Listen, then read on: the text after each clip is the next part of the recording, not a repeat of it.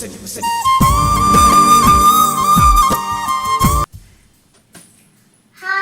my name is Doshita. ನಾನಿವತ್ತು good habits for kids ಅದೇ ಬೇಗ ಮಲ್ಕೋಬೇಕು, ಬೆಳಗ್ಗೆ ಬೇಗ ಎದ್ದೇಳಬೇಕು, ಬೆಳಗ್ಗೆ ಎದ್ದ ತಕ್ಷಣ ಗುಡ್ ಮಾರ್ನಿಂಗ್ ಹೇಳ್ಬೇಕು, ರಾತ್ರಿ ಮಲ್ಕೋಬೇಕಾದ್ರೆ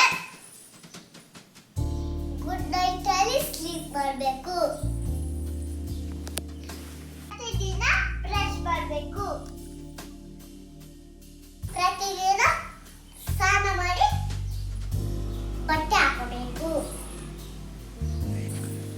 ಊಟ ತಿನ್ನೋಕೆ ಮುಂಚೆ ವಾಶ್ ಯೋರ್ ಹ್ಯಾಂಡ್ಸ್,